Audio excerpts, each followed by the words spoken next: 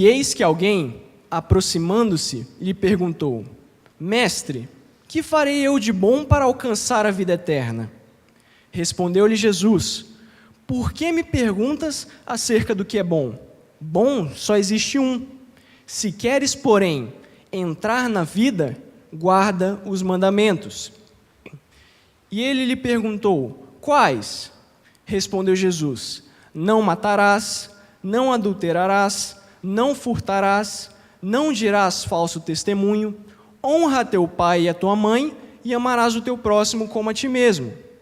Replicou-lhe o jovem: Tudo isso tenho observado. Que me falta ainda?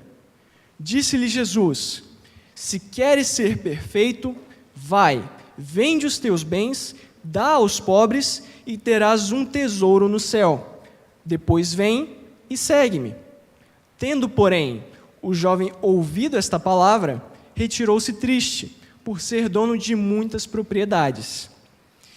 Então disse Jesus, versículo 23, a seus discípulos: Em verdade vos digo que um rico dificilmente entrará no reino dos céus.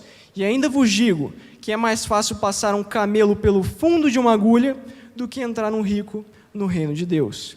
Ouvindo isto, os discípulos ficaram grandemente maravilhados e disseram: Sendo assim, quem pode ser salvo? Jesus, fitando neles o olhar, disse-lhes: Isto é impossível aos homens, mas para Deus tudo é possível. Então lhe falou Pedro: Eis que nós tudo deixamos e te seguimos. Que será, pois, de nós? Jesus lhes respondeu: Em verdade vos digo que vós, os que me seguistes, quando na regeneração o Filho do Homem se assentar no trono da sua glória, também vos assentareis em 12 tronos para julgar as 12 tribos de Israel. E todo aquele que tiver deixado casas, ou irmãos, ou irmãs, ou pai, ou mãe, ou filhos, ou campos, por causa do meu nome, receberá muitas vezes mais e herdará a vida eterna. Porém, muitos primeiros serão últimos, e os últimos primeiros. Amém? Agora, para continuarmos, é necessário que a gente se situe um pouco melhor no texto. Essa passagem que nós acabamos de ler, ela se encontra tanto em Mateus, quanto Marcos e Lucas. Eles são o que nós chamamos de evangelhos sinóticos. Tudo isso porque eles nos apresentam as histórias na mesma ótica, na mesma visão, na mesma perspectiva, com algumas diferenças entre eles. Então,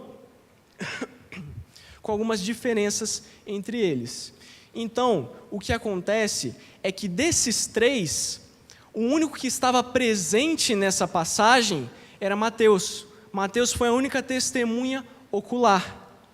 Tanto que, um pouco antes, Mateus nos mostra que Jesus, saindo da Galileia, indo para a Judeia, ele é questionado acerca do divórcio.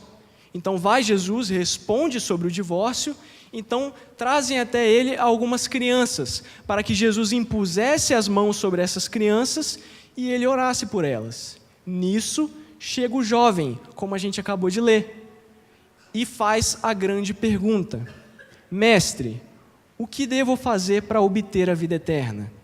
Em outras palavras, como entrar no reino de Deus? Isso nos leva ao primeiro ensinamento que nós aprenderemos aqui hoje, de que para entrar no reino de Deus, é necessário antes nos aproximarmos de Jesus.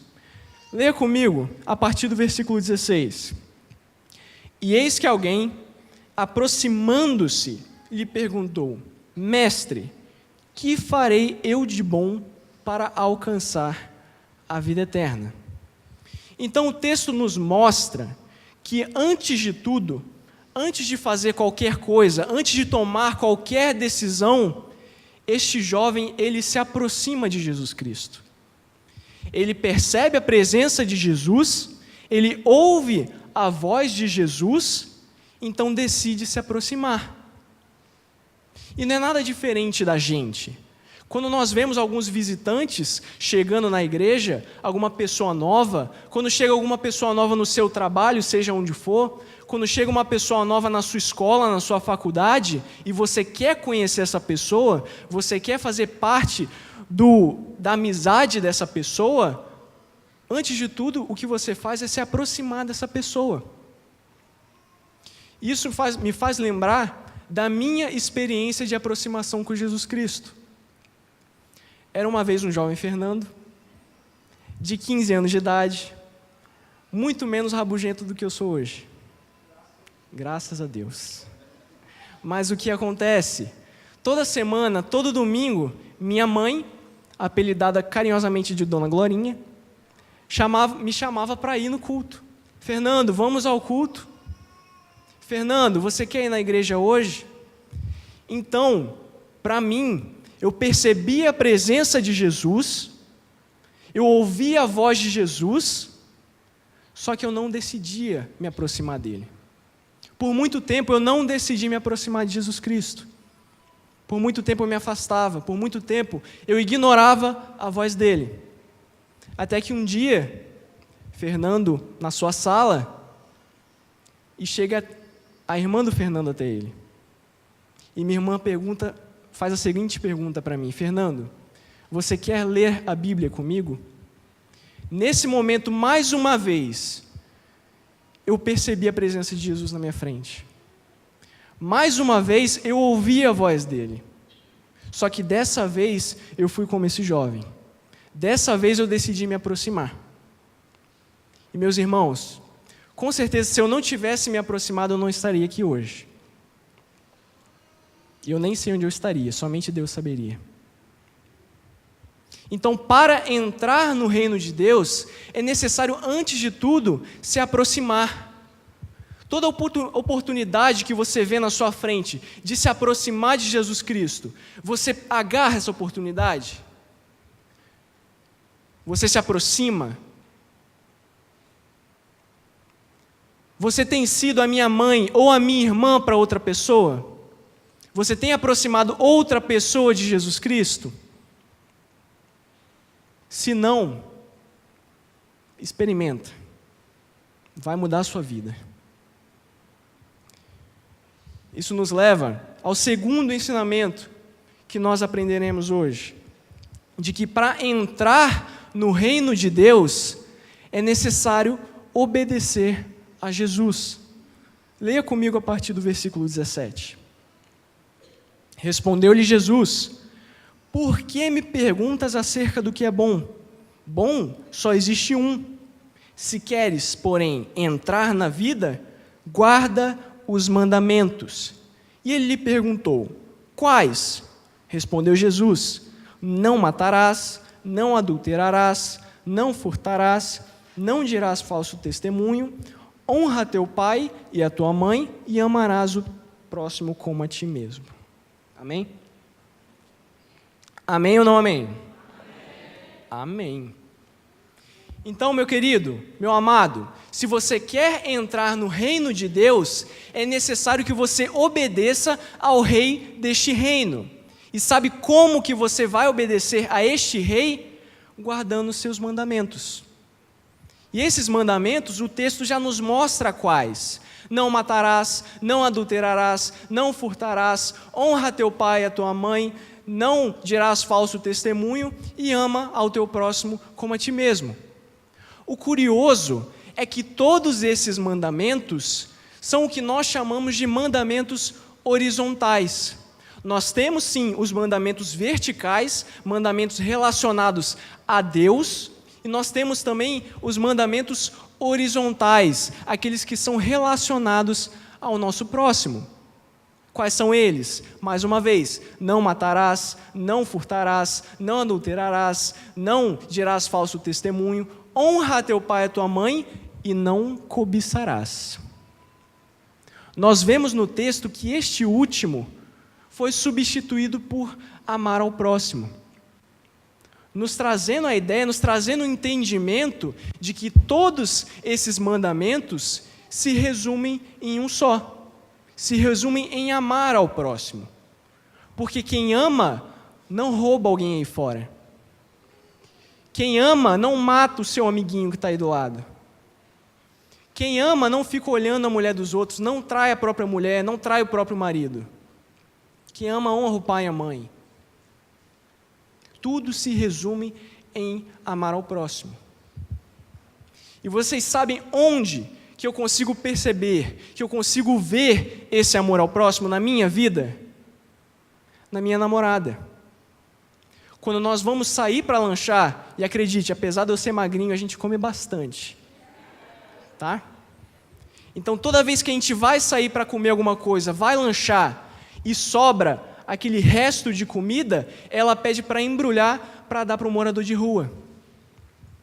Sabe onde eu vejo e percebo esse amor ao próximo? Nos meus amigos. Quando eu estou chorando, quando eu estou triste no canto, cabisbaixo, com essa cara de tacho que eu tenho, e eles vêm até a mim e perguntam: Fernando, o que está acontecendo? Querendo me ajudar, querendo saber o que está acontecendo, querendo melhorar a minha situação. Sabe onde eu vejo esse amor ao próximo?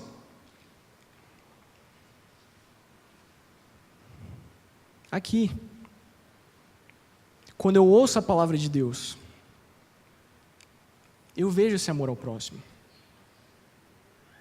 Também vejo esse amor ao próximo quando alguém que mal conhece os meus pais, que fala com eles uma vez por semana no máximo, e trata eles com respeito, com amor e com o carinho que eles realmente merecem.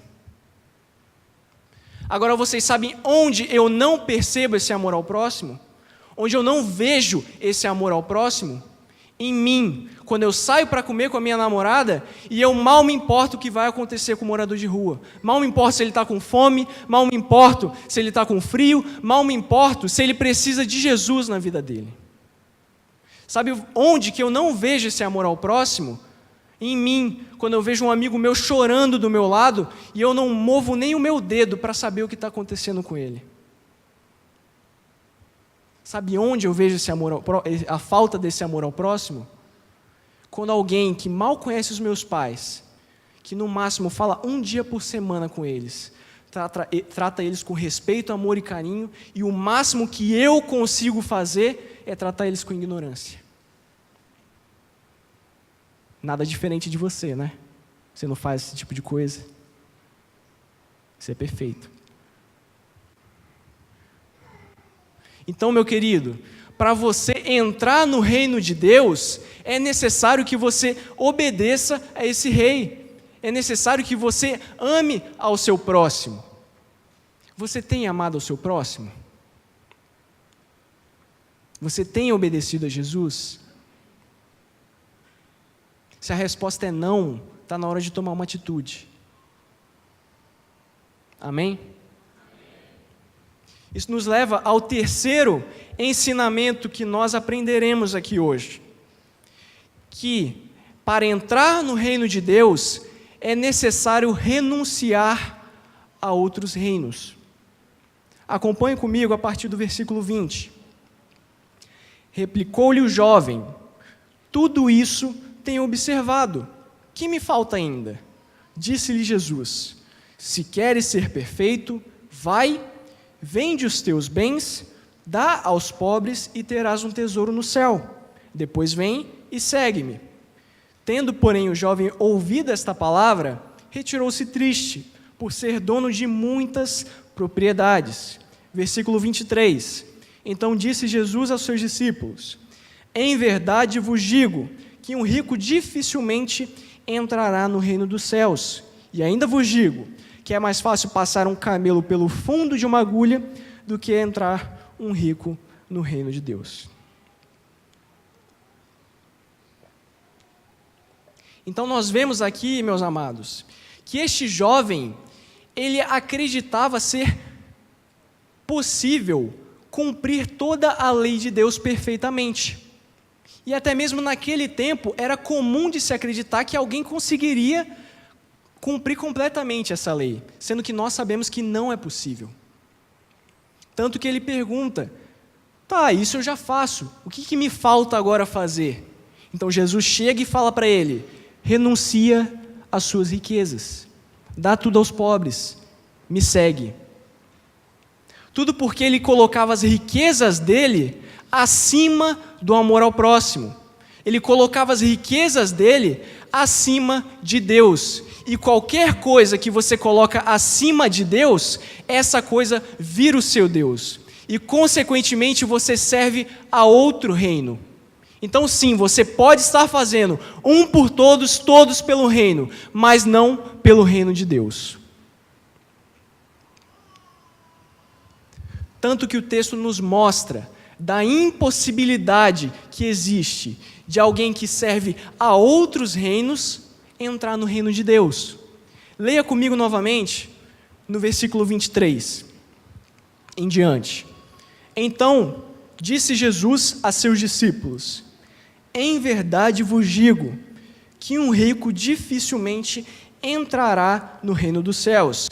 E vos digo que é mais fácil passar um camelo pelo fundo de uma agulha do que entrar um rico no reino de Deus.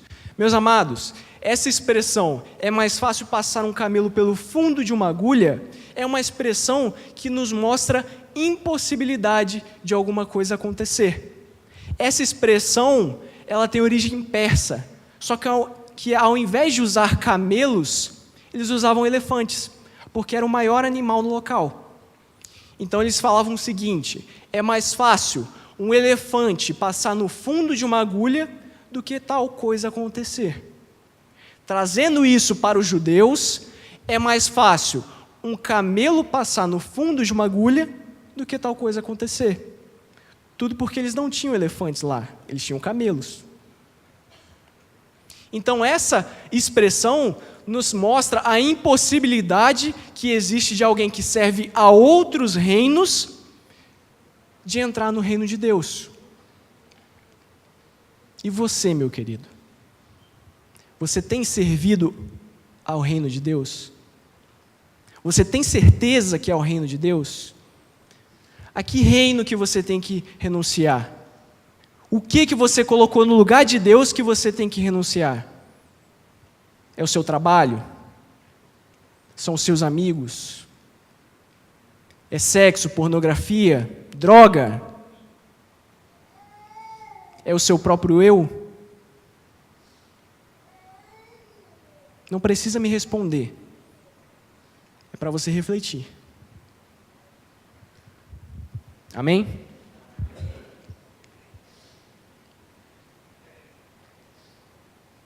Isso nos leva ao quarto ensinamento que nós aprenderemos hoje, que é que para entrar no reino de Deus, é necessário que você saiba, que você tenha o conhecimento de que somente Jesus salva. Leia comigo a partir do versículo 25.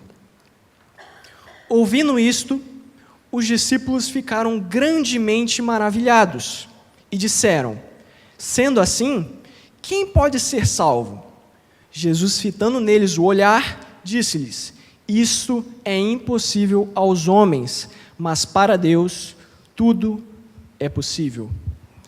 Meus irmãos, vocês já pararam para pensar o porquê dos discípulos fazerem essa pergunta?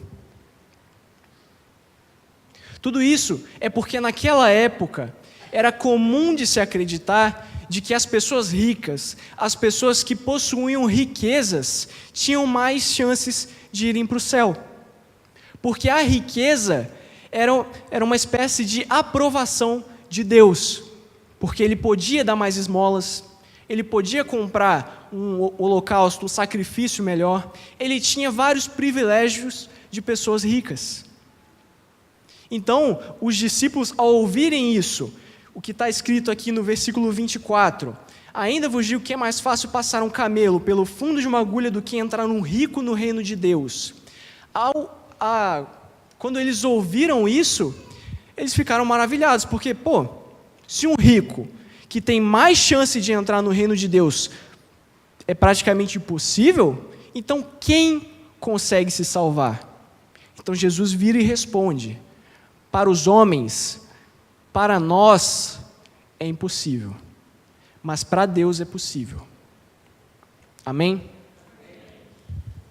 Então, meu irmão, o engraçado é que Muitos de nós ainda tem aquela mentalidade de que para entrar no reino de Deus funciona da mesma forma que uma empresa de aeroaviação, em que você vai viajando, vai indo para certos locais, vai indo para cultos, vai indo para retiros, vai indo para congressos e vai acumulando milhas. Vai acumulando milhas e pontos, e no final de tudo, no final da vida dele, vai trocar por um grande ticket, o ingresso de entrada no reino de Deus. Mas não é assim que funciona. Não há nada que você faça pelo seu próprio mérito, pelo seu próprio esforço, que vai te salvar. Porque nós somos salvos pela graça de Deus, através da fé em Jesus Cristo. Amém. Então não há nada, não adianta você só vir em culto, não adianta você participar de vários retiros, não adianta, tá em festa, festa gospel, não adianta. Quem salva é Jesus, Ele é o único caminho. Amém? Meus irmãos, isso nos leva ao quinto e último ensinamento que nós veremos aqui hoje, de que para entrar no reino de Deus é necessário ter fé em Jesus. Leia comigo a partir do versículo 27, por favor. Então lhe falou Pedro: eis que nós tudo deixamos e te seguimos. Que será, pois, de nós? Jesus lhes respondeu: em verdade vos digo que vós, os que me seguistes, quando na regeneração o Filho do Homem se assentar no trono da sua glória, também vos assentareis em 12 tronos para julgar as 12 tribos de Israel. Versículo 29. E todo aquele que tiver deixado casas, ou irmãos, ou irmãs, ou mãe, ou pai, ou mãe, ou filhos, ou campos, por causa do meu nome, receberá muitas vezes mais e herdará a vida eterna. Vamos ler novamente, todo mundo junto? Me acompanha aí, por favor. 1, 2, 3 e todo aquele que tiver... Gente, que isso? Que isso? Mais uma vez. 1, 2, 3. E todo aquele que tiver deixado casas, ou irmãos, ou irmãs, ou pai, ou mãe, ou filhos, ou campos, por causa do meu nome, receberá muitas vezes mais e herdará a vida eterna. Amém? Então, meu irmão, está aqui a promessa. Quem seguir a Jesus Cristo vai herdar a vida eterna.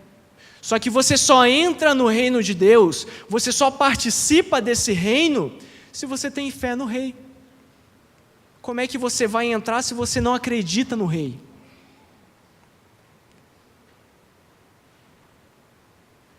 Então, meu irmão, tem que ter fé para se aproximar de Jesus, tem que ter fé para obedecer, para renunciar a outros reinos, tem que ter fé para acreditar que somente Ele salva.